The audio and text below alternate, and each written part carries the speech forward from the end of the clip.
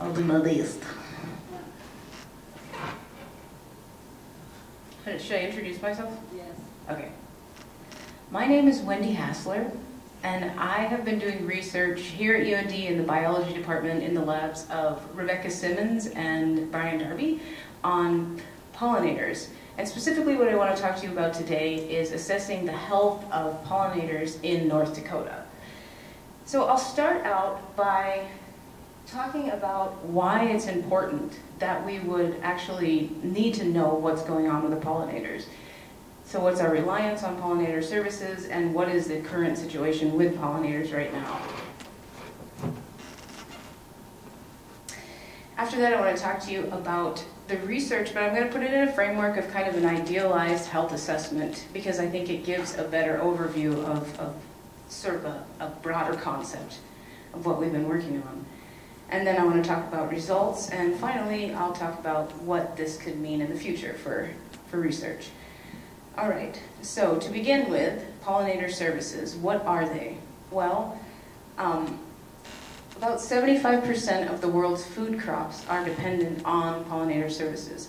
So what I mean by that is not, of the different varieties of food crops that are grown, 75% of those are pollinator serviced.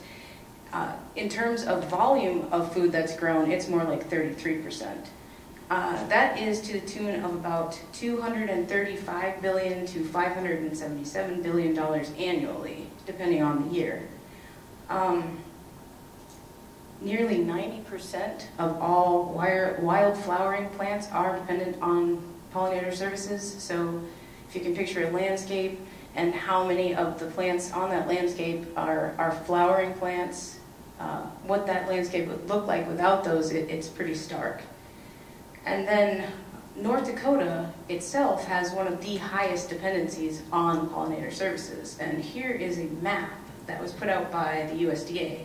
So the darkest region here that you can see is 500,000 acres or more that are dependent upon pollinators. I don't think it's specific to cropland, but just in general. The stripes that you see here represent summer feeding ground for pollinators, and these lines are migration patterns or routes that beekeepers take to circulate their bees throughout the United States. And as you can see, there's a lot of them that come through North Dakota. So, pollinator decline. I think everybody is aware that the pollinators are declining. Insects in general are declining, but specifically pollinators, there's sort of a crisis to the point where we'll see flower packets being put, or flower seed packets being put in cereal boxes for kids to plant. And to me, that's a pretty good indication that there's a problem. There has been marked decrease over the current years, and recently the UN published a report that was drawing on about 30,000 different scientific studies, and in that, they stated that under the current conditions, 40% of invertebrate pollinators are in danger of extinction if something isn't done. This is actually a list of the endangered invertebrate pollinators currently, and as you can see, it's quite extensive. So how do we kind of get a look at what the numbers are of decline? The best way that we can do that is by looking at agriculturally kept bees, because the beekeepers are keeping records, and we can get pretty good numbers from that. And what we know from that is that currently about 30% of all hives are being lost every year during the process of overwintering. So you can imagine that after 1 year, that's a lot, and in just a couple of years, it's looking pretty stark. Now, lucky for the honeybees, the beekeepers have methods of recovering those losses through the splitting of hives and different things like nuclear colonies. But that doesn't say much about the wild pollinators. So how do we get a look at what's happening with the wild pollinators?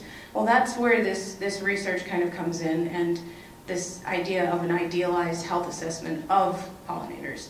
And what that might look like is field studies done by scientists where there's observations and collections done in a particular area to get an idea of what a population is doing. And then from that, ideally there would be some really accurate and specific outcomes from the research. So the team would be observing, they would take a collection, bring it back to the lab, and in the lab they would try and get an idea of what is the abundance and diversity of the pollinators in this area. And to add to that, sort of a multi-layer analysis of the health of this pollinator community, which I'll get into as I go on. But from accurate data that is collected and synthesized, things like monitoring programs, habitat modeling, habitat mapping, landscape management, policy and procedure and legislation can be more accurately made from these data. So that is where this began, and it was actually a collection that was done by a master's thesis student, and he collected every kind of different pollinator from the greater Northern Plains region, and through a painstaking process, he and his team morphologically identified what all of these different pollinators were. And then Dr. Simmons got wind of this and said, hey, you know, maybe we can use this information to develop a rapid pipeline identification process. And so she and Dr. Darby got a hold of this collection that was already ID'd via morphological means and developed this protocol. So here, I'll try and explain this to you. This would be like when the scientists go out and collect the specimens from the field, and then the individual specimens were then ID'd through morphological means. So this part was already done in the first phase of this research. The part that our lab started was to extract the DNA and begin to develop a library of sequences that we could then curate and use for a further pipeline, so that when people are trying to identify a lot of pollinators at one time, it's a quicker and a more accurate process. So through Illumina sequencing, a vast quantity of different specimens can be sequenced at one time, and that generates thousands of reads. And then through a filtering process, those reads are then condensed down to just individual reads for a particular species. And so this is what the results of that look like. This is the preliminary results of that. And if you look at this here would represent the IDs given to the species by the Illumina sequencing, and this would be on the x-axis the morphological ID that the specimen already had. This line here represents a 1-to-1 ratio. So if we had gotten exact matches via morphological and molecular means, we would see this line. These are all sequencing events, and if you have questions about how the sequencing works, and I'll be happy to answer them after I'm done, this red line represents kind of more what we got. And then each of these, like I said, these are an event, so the further away from the line that they are, the less of a 1-to-1 match we found. And if that makes no sense to you, then this will make less sense to you. This is a tanglegram of the same information. It's just a sampling of over 200 different species that were processed.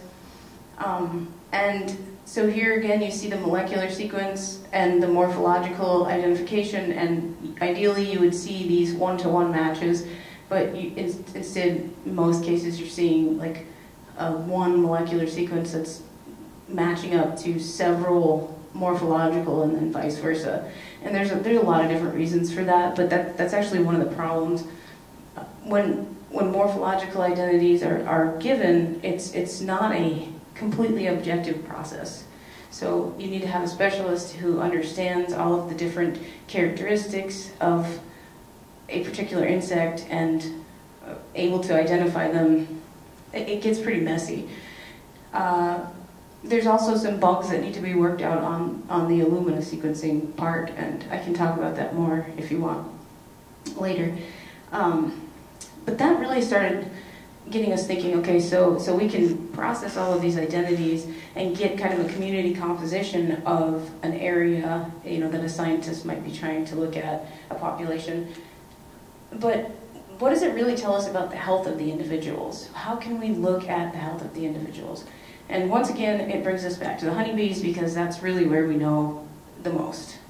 So in thinking about this, what are the things that are causing the decline? Well, there's really no one specific thing that is known. It's a lot of different things, but some of those things are like the small hive beetle, and of all of the, I don't know, the enemies of the honeybee, this varroa destructor is probably the worst. There's viruses and different kinds of mites, but those things have been in the environment of the bees for as long as the bees have been in the environment, for the most part, and the bees have been successful. So really what's happening? Well, there's some other things that are new to the bees. Things like neonicotinoids, lack of plant diversity, so the bees aren't really getting their nutritional needs met. And I should say that as we move to the second phase of this research, that we did switch specifically to bees. Whereas that first phase was a real broad sense of pollinators, of invertebrate product pollinators. The second phase, kind of out of necessity, needed to be narrowed down, so we just were looking at bees. So all of these things together, a greater susceptibility to things that they have been in contact with for thousands of years, kind of points to the idea of immune function. Maybe being downregulated, and we thought, well, how can we look at immune function in a bee? Well, we can look at the gut bacteria and see what the microbiome composition looks like, because we know that the microbiome is intrinsically linked to immune function. So just when I was coming up for this slide, I thought of a few things, and obviously this is not an exhaustive list. This is just a few examples of the way that these things are related. The gut bacteria crowd out pathogens, so that pathogenic species can't proliferate. They provide necessary metabolites to the host. They communicate environmental factors to the host, and they are actually key in processing certain macro and micronutrients. In fact, when I was doing this research, I was reading a paper, and it was relatively new, talking about a particular bacteria that is in the gut of the honeybee that enables the honeybee to process a certain carbohydrate in the honey. And I thought, that's so ironic, because these are honeybees, that's what they're known for, but in reality, it's this bacteria that's enabling them. So I thought, maybe it should be like insect with honey bacteria. I don't know. But it was weird. But we do know that these two things are linked. So this is my bacteria, and here's my immune cell. And they're friends. Okay. So then the second phase of the pipeline, or the assessment, was developed. And that was very similar to the first phase, where there's collection done, and then the collection is brought back to the lab. And we needed to identify things with the morphological means, because, well, for one thing, we needed to test the first phase of the pipeline again. And also we need to really curate a good library of sequences that are specific to the particular region that we are using, because not every genetic region is a good candidate for Illumina sequencing. And again, if you have any questions, I'll be happy to answer after this. And then we dissected the gut, extracted DNA, ran the Illumina sequencing, and then got thousands of reads, filtered them, and came up with a library of different sequences. And so what we got from that was 41 different gut communities that were actually sequenced. The reads were about 156 different unique bacterial isolates, and then 73 genera were represented. Apis and bombus guts, 7 bacterial genera that were constituted as part of this kind of known corbiculate gut flora. So there's not really a ton of research on what the microbiome should look like, but there has been a little bit of research suggesting that there are sort of a core group of bacteria that are associated with the gut of well-known corbiculate pollinators. So 66 genera whose taxonomic affiliations were not known as a part of this, which was interesting because, you know, in this sort of like, here's what it should look like, here's the profile as stated by earlier research, and really the vast majority was not part of that profile, which I think in and of itself is interesting. So this is a multivariate graph of that information. It's not super helpful, but there's really nothing that I can say that is definitive about it, as there's not enough data to really compare to. It's something that is going to have to build upon itself. So as you develop these different studies and data, then you could say, well, look, here is a really healthy community in the sense that it has a lot of diversity and it's got a lot of numbers, and this is what their gut profile looks like. Here's a community with low diversity and low numbers. Here's what their gut profile, and then through that kind of data stacking, you can start to make meaningful assessments. At this point, that's just sort of irrelevant. One thing that's kind of interesting, though, is that oh, I guess I should explain this to you. So what you see in these circles are gut bacterial compositions that are similar.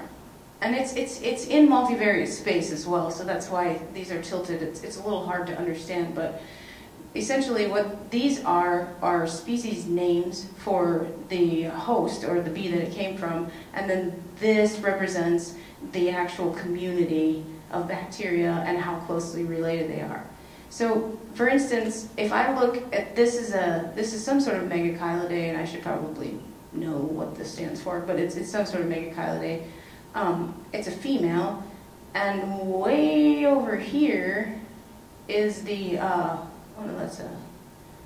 here is the male counterpart, and that's kind of represented a lot in this, where the male and the female of the same species are pretty far apart in their gut composition. I think it's interesting. I don't know what it means, but it's interesting.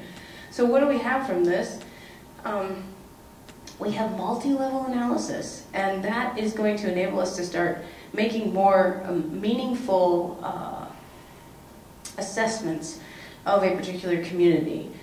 The advantages of this are that it's something that, as I stated before, when you're identifying something through morphological means, it can be rather subjective.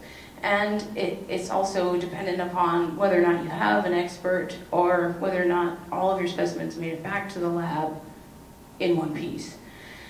But this is objective and repeatable because you're just using genetic sequences, and those are they're not subject to any kind of interpretation. They just are what they are. It's also something that's very transferable.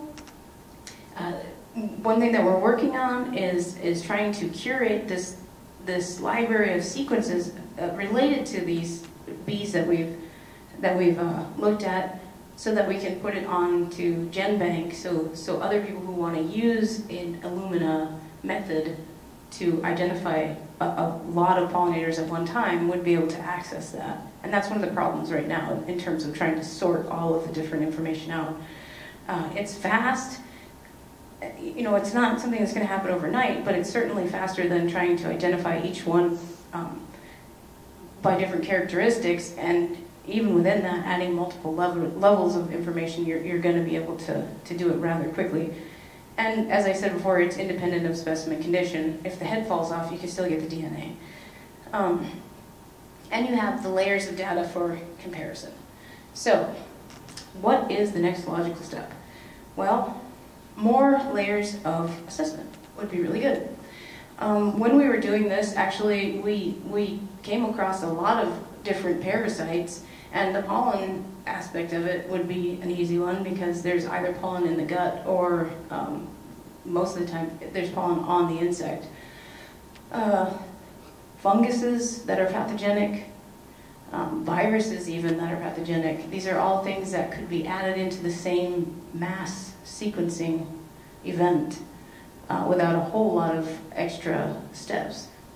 I saved these pictures for you guys because I thought they're just insane. We found these on some of the specimens. This is a tracheal mite that we pulled off of a bombus. They were on several different species. But if you can, this thing is like, it's smaller than not the head of a pin, like the tip of a pin. It's that small, so this is a pretty astounding picture. This is a Varroa destructor mite, and this is the most disgusting creature to ever live. It is a twisted wing fly, and we pulled this out of a, I think it was it might have been a megachilidate, but this is the female, and it lives its entire life in the host, and then when it's time for it to breed, it just sticks its hind end out from between the plates of the insect, and the male will come and fertilize the eggs, which actually grow inside of the fly, I guess this is a fly, and then eat their way out, and then they'll come out of the host, sit on a flower, and the cycle continues. It's disgusting, but it's something that we found. So we do need to know what's happening. It's not there's no question about it. We have to figure out why these pollinators are declining, because it's important for us, for our survival, and the survival of really the entire planet. This research could very potentially add value to that process, and it's also easy to add more layers of this onto this method of analysis. And this is a slide that just thank you to some really great participants in this, but most of all, I want to thank the McNair program, because without McNair, I would have never met Dr. Simmons and Dr. Darby and gotten engaged with the research in the first place. So, thanks for your time. That is me and my beans. Is there any questions? Do you have any hives at your place? That's mine. That's what I was wondering. Yeah, that's me. What do you do with them in the winter? Well, that's a good question. I mean, I tried to winter them this year, and I actually think they made it. It's rather tragic, because I wasn't expecting it, but our yard flooded so bad, and I saw the hive was underwater, and I went out there. I mean, we literally like rode our kayaks out there to rescue it, and they were gone. But when I opened it up, they had, and I left them a ton of honey, like way more honey than what is usually recommended, and they ate a ton. So I know they were there. I mean, I know they survived the winter. We built this like insane winter palace for them that slipped over the hive. So yeah, it was really sad, actually. I have the hive set up now, again, kind of hoping that I might catch a swarm. If not, then... Is that how you started? You caught a swarm? No. I have a friend who is a beekeeper, and he hooked me up with everything. Cool. So, yeah. Any other questions? Thank you. Okay, thanks guys.